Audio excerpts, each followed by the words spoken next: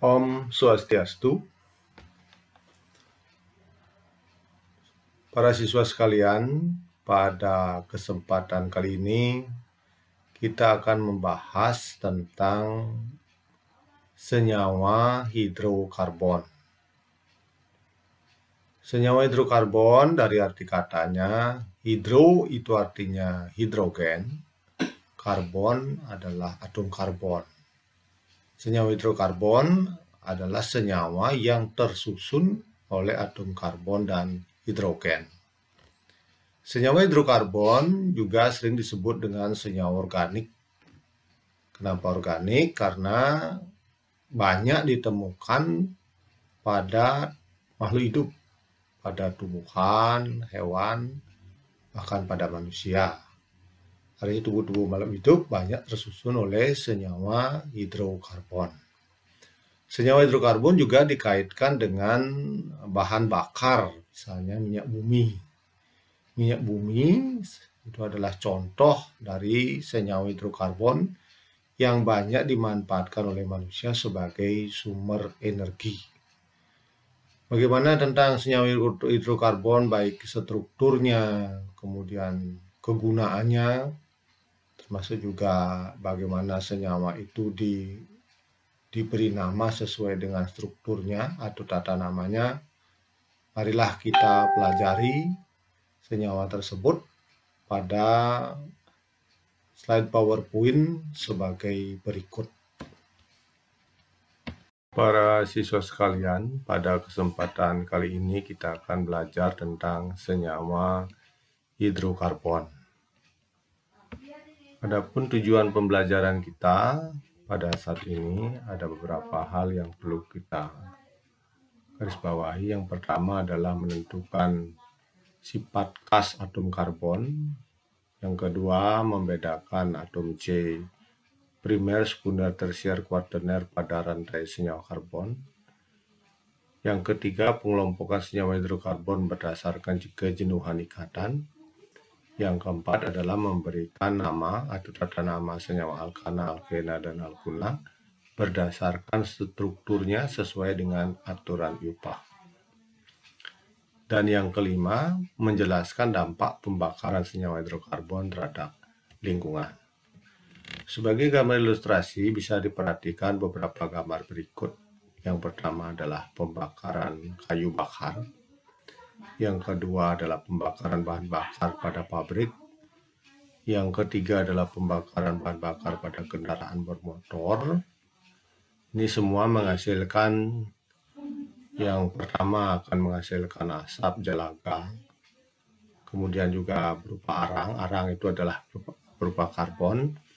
Yang kedua, pembakaran ini menghasilkan karbon dioksida dan uap air. Demikian juga pembakaran bahan bakar pada kendaraan bermotor juga menghasilkan karbon dioksida dan uap air. Kalau karbon dioksida dan uap air ini banyak di udara, ini akan menyebabkan terjadinya pemanasan global. Ini ilustrasi yang mungkin nanti kita bicarakan kenapa senyawa karbon begitu penting pada kehidupan. Jadi dari sana kita akan mulai dengan sifat khas atom karbon. Seperti yang sudah kita pelajari di kelas 10 bahwa atom karbon dengan nomor atom 6 dan nomor massa 12. Coba ditentukan dulu konfigurasi elektronnya, kemudian tentukan jumlah elektron valensinya, jenis ikatan kimia apabila atom karbon berikatan dengan atom lain, kemudian letak atom karbon pada sistem periodik unsur.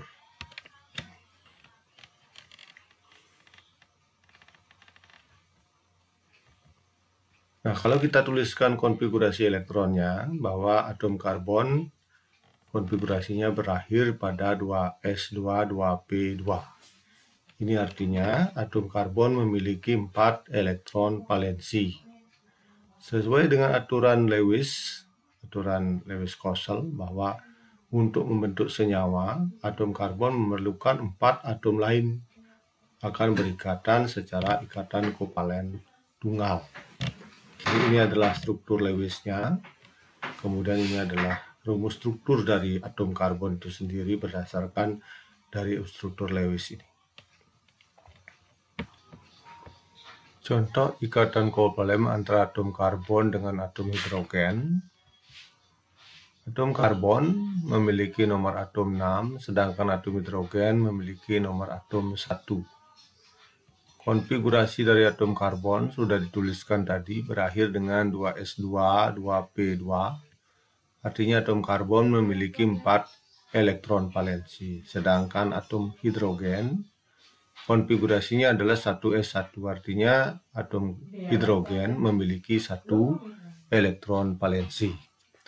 Untuk membentuk ikatan supaya dia stabil, atom karbon ini kekurangan dari 4 elektron, sedangkan atom hidrogen ini harus kekurangan dari 1 elektron. Supaya memenuhi aturan Lewis itu berupa duplet, sedangkan atom karbon nanti struktur oktetnya.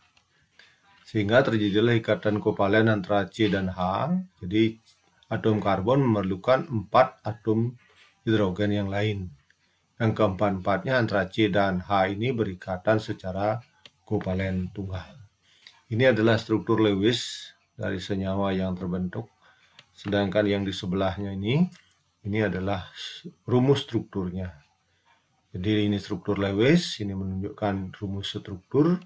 Terjadi ikatan kovalen tunggal antara C dan H, sehingga rumus molekulnya menjadi senyawa CH4.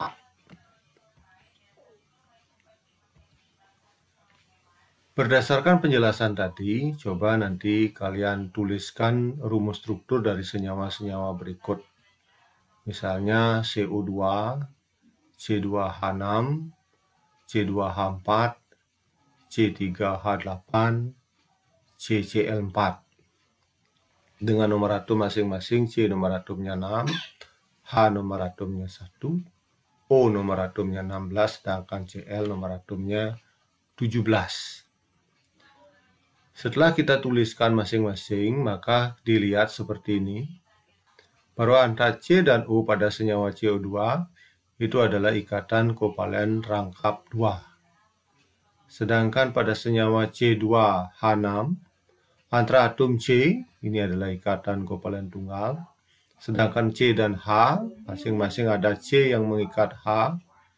Pada C yang sebelah kiri dan C sebelah kanan ini masing-masing adalah ikatan kovalen tunggal.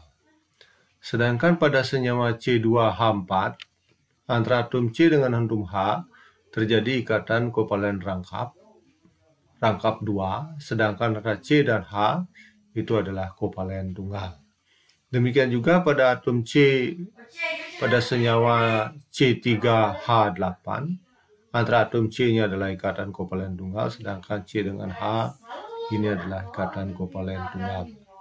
Sedangkan pada senyawa CCl4, antara atom C dengan atom Cl ini merupakan ikatan kovalen tunggal.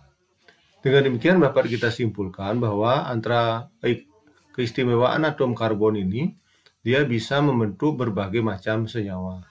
Karena dia bisa berikatan antara atom C sendiri, atom karbon sendiri, bisa juga berikatan dengan atom lain, dengan berbagai bentuk ikatan kovalen. Misalnya kovalen tunggal, bisa juga kovalen rangkap 2, bisa juga nanti ikatan kovalen rangkap 3. Nah, pada senyawa-senyawa hidrokarbon, itu kita bisa menentukan berdasarkan posisinya. Ada jenis atom karbon, yaitu atom karbon primer, sekunder, dan tersier. Coba perhatikan struktur berikut. Yang di struktur atas, ini adalah rumus struktur dari senyawa C5H12, C5H12. Sedangkan yang di bawah ini adalah singkatan dari rumus struktur yang ada di atasnya. Kalau paling ujung ini CH3, ini adalah CH2 nomor 2, C nomor 3 itu CH2, karena dia mengikat 2 atom H. Demikian juga yang keempat adalah CH2, sedangkan yang paling ujung ini adalah CH3. Yang menjadi pertanyaan, apakah perbedaan dari posisi atom C nomor 1, 2, 3, 4, dan 5 pada rumus struktur di atas? perbedaan posisi atom karbon kita sebut tadi sebagai atom karbon primer, sekunder, tersier, dan kuaterner. Kalau kita perhatikan atom karbon nomor 1, ini dia berikatan dengan atom karbon nomor 2. Artinya atom karbon nomor 1 ini hanya mengikat satu atom karbon yang lain. Sedangkan atom karbon nomor 2 dia akan berikatan dengan atom karbon nomor 1 dan nomor 3. Demikian juga atom karbon nomor 3 ini berikatan dengan atom karbon nomor 2 dan nomor 4. Sedangkan atom karbon nomor 4 ini mengikat atom karbon nomor 3 dan nomor 5. Sedangkan atom karbon nomor 5 ini hanya mengikat atom karbon nomor 4 saja. Dengan demikian atom karbon nomor 1 dan nomor 5 ini masing-masing mengikat satu atom karbon saja. Sedangkan atom karbon nomor 2, nomor 3, dan nomor 4 itu masing-masing mengikat dua atom karbon yang lain. Dengan demikian bahwa atom karbon nomor 1 dan nomor 5 ini disebut dengan atom karbon primer, sedangkan atom karbon nomor 2, 3, dan 4 itu disebut dengan atom karbon sekunder. Jadi ditegaskan sekali lagi bahwa atom karbon primer itu mengikat satu atom karbon yang lain, sedangkan atom karbon sekunder itu mengikat dua atom karbon yang lain. Coba perhatikan rumus struktur berikut ini. Coba bedakan sekarang apakah perbedaan atom karbon nomor C nomor 1, ini mulai dari sini 1, 2, 3, 4, 5, 6, 7, 8, 9. Apakah perbedaannya? Jadi seperti tadi bahwa atom karbon nomor 1 ini mengikat atom karbon nomor 2. Sedangkan nomor 2 ini mengikat atom karbon nomor 1, nomor 3, dan nomor 6. Atom karbon nomor 3 ini mengikat atom karbon nomor 2, nomor 4, dan nomor 7, dan nomor 9. Sedangkan atom karbon nomor 4 mengikat atom karbon nomor 3 dan nomor 5. Atom karbon nomor 7 mengikat atom karbon nomor 3 dan nomor 8.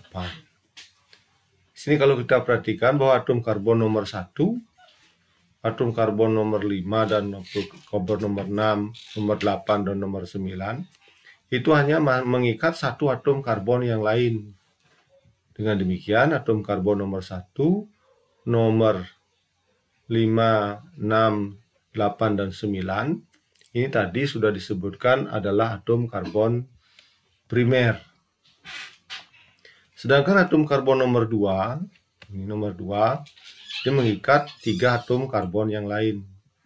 Kalau dia mengikat 3 atom karbon yang lain, itu disebut dengan atom karbon tersier. Atom karbon nomor 3 lain lagi posisinya, dia mengikat 4 atom karbon yang lain. Nomor 2, nomor 4, nomor 7, dan nomor 9. Nomor 3 ini disebut dengan atom karbon kuaterner. Sedangkan yang atom karbon nomor 4 dan nomor 7, ini masing-masing mengikat 2 atom karbon yang lain. Itu disebut dengan atom karbon sekunder. Nah, jadi kalau kita lihat dari struktur itu, coba perhatikan ini. Jadi nomor 1, nomor 5, nomor 6, nomor 8, dan nomor 9 ini primer semuanya. Sedangkan sekundernya nomor 4 dan nomor 7. Nomor 4 dan 7 ini adalah sekundernya. Sedangkan nomor 2 ini adalah tersiernya. Sedangkan nomor 3 ini adalah kuaternernya. Kalau mengikat satu atom karbon yang lain, dia terletak paling ujung. Yang paling ujung ini adalah atom karbon primer. Kalau dia mengikat 2 atom karbon yang lain, berarti dia atom karbon sekunder. 3 atom karbon yang lain diikat oleh 1 atom karbon, itu namanya atom karbon tersier. Primer itu adalah atom C nomor 1, nomor 5, nomor 6, nomor 8, dan 9. Atom C sekundernya adalah 4 dan 7, tersiernya nomor 2, dan kuaternernya atom C nomor 3. Kita kembali ke rumus strukturnya. bahwa kalau kita lihat atom C sekunder primer tersier 4 dan 7 adalah atom C sekundernya.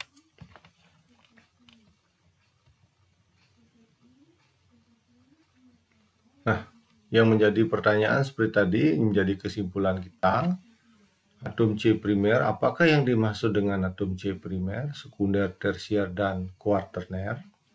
Itu kita bisa simpulkan atom C primer adalah atom C yang hanya mengikat satu atom C yang lain. Sedangkan atom C sekunder adalah atom C yang mengikat dua atom C yang lain. Atom C tersier itu adalah atom C yang mengikat 3 atom C yang lain. Sedangkan yang kuaterner itu mengikat 4 atom C yang lain. Berarti atom C yang maksimal diikat itu adalah 4. Kenapa? Karena dia memerlukan 4 atom lain yang bisa berikatan secara kovalen supaya strukturnya stabil memenuhi kaidah Lewis, yaitu tentang kaidah oktet. Nah, untuk latihannya, coba nanti kalian kerjakan latihan berikut. Kemudian hasilnya nanti silahkan dikirim ke tempat tugas, dalam tugas di Google Classroom. Jadi pembelajaran kali ini kita cukupkan dulu sampai di sini, yaitu tentang menentukan tentang C primer, sekunder, tersier, kuaterner pada atom karbon pada struktur senyawa karbon. Sekian, terima kasih, selamat belajar.